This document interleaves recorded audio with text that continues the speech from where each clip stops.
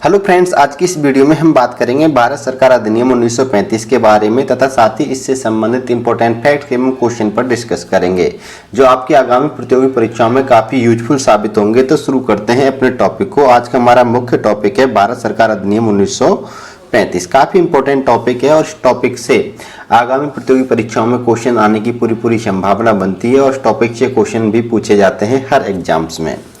देखिए, हमारा सबसे पहला पॉइंट है कि यह भारत सरकार अधिनियम क्या है। इसके बारे में हम कंप्लीटली जानकारी आपको यहाँ पर देंगे कि यह एक लंबा प्रलेख वाला क्या है अधिनियम था। इसमें 321 धाराएं थी, 14 भाग थे, 10 परिशिष्ट थे और 10 अनुसूची शामिल थे। इसलिए यह अधिनियम कम, संविधान ज्यादा था। वर्तमान भारतीय संविधान पर इस अधिनियम का क्या था, सर्वाधिक प्रभाव पड़ा था। नेक्स्ट अगला क्वेश्चन देखिएगा कि कौन सा अधिनियम प्रस्तावना विहीन था। बहुत इंपॉर्टेंट क्वेश्चन है, ये आता है एग्जाम्स में कि कौन सा अधिनियम ऐसा है ब्रिटिश सरकार के समय में लागू किया गया था जो प्रस्तावना विहीन था। तो इसका सही आंसर है भारत शासन अधिनियम यानी भारत सरकार अधिनियम 1935। गवर्नमेंट ऑफ इंडिया एक्ट 1935 क्या था, प्रस्तावना विहीन था। क्यों था, फैक्ट्स देख लीजिए इसका। क्योंकि इसमें भारत सरकार अधिनियम 1919 की प्रस्तावना जोड़ दी गई थी, इसलिए क्या था, प्रस्तावना विहीन था।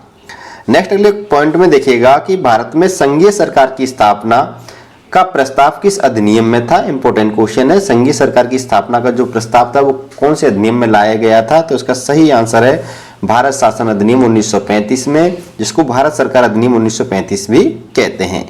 इंपॉर्टेंट फैक्ट्स में देखिएगा कि इस अधिनियम के अनुसार अखिल भारतीय संघ की स्थापना 11 ब्रिटिश प्रांतों और 6 कमिश्नरियों तथा उन देशी रियासतों से मिलकर होनी थी जो स्वेच्छा से इसमें शामिल हो।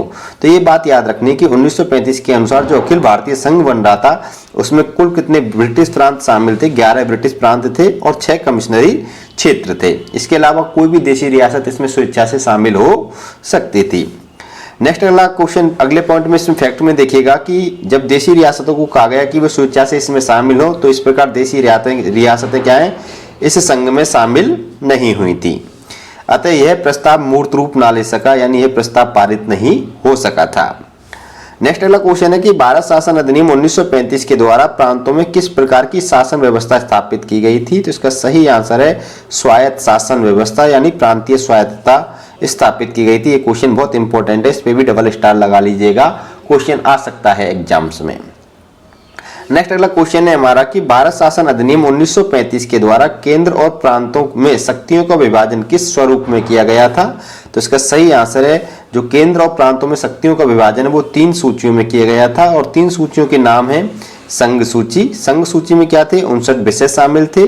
दूसरा है प्रांतीय सूची, इसमें 54 विषय शामिल थे और तीसरा है समवर्ती सूची, इसमें 36 विषय शामिल थे।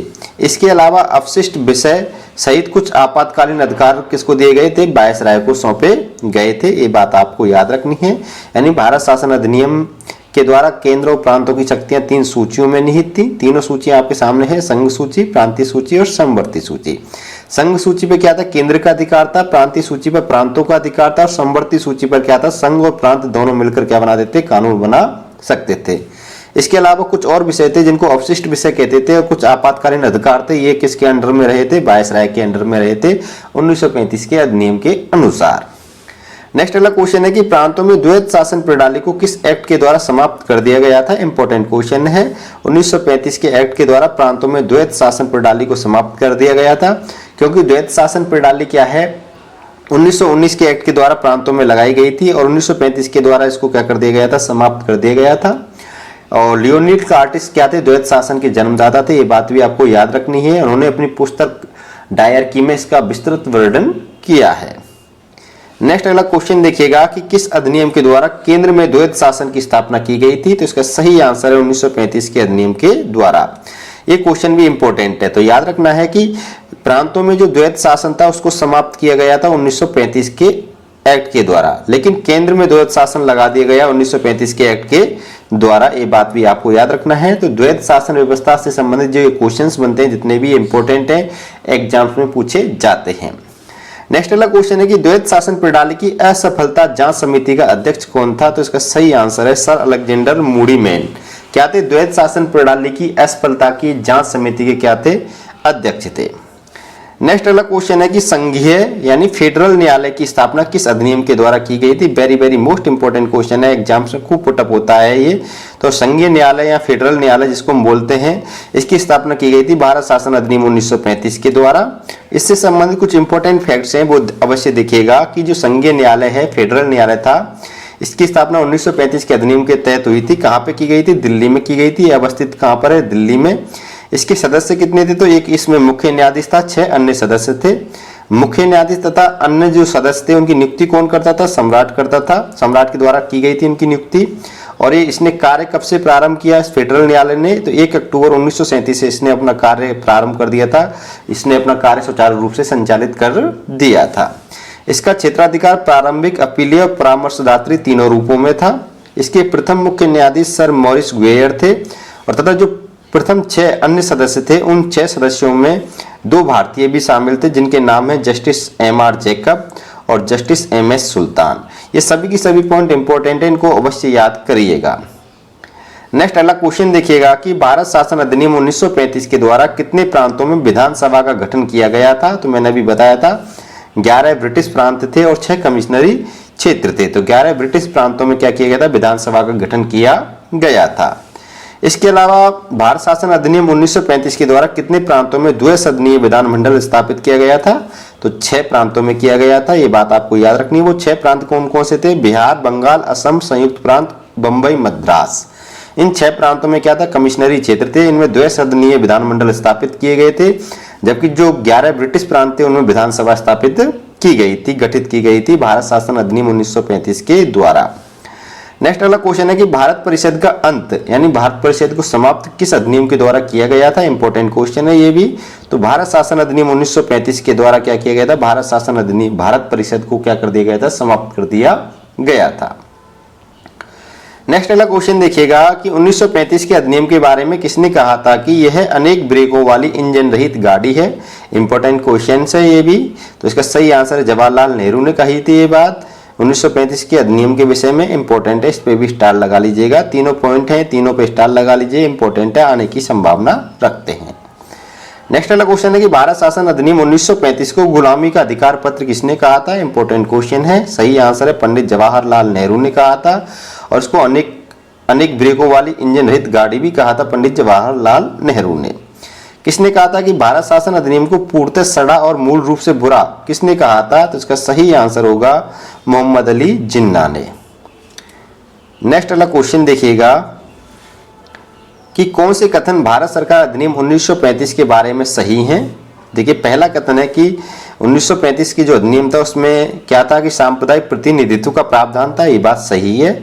संघीय न्यायालय की स्थापना की गई थी इसी अधिनियम के द्वारा, बिल्कुल सही है। और प्रांतीय स्वायत्तता का भी प्रावधान था, प्रांतीय स्वायत्तता की भी स्थापना की गई थी भारत शासन अधिनियम 1935 के द्वारा। यानी कुल मिला के तीनों के तीनों कथन सही हैं। तो इसका सही आंसर होगा ऑप्शन नंबर डी यानी उपयुक्त सभी, इसका क्या है? सही आंसर है।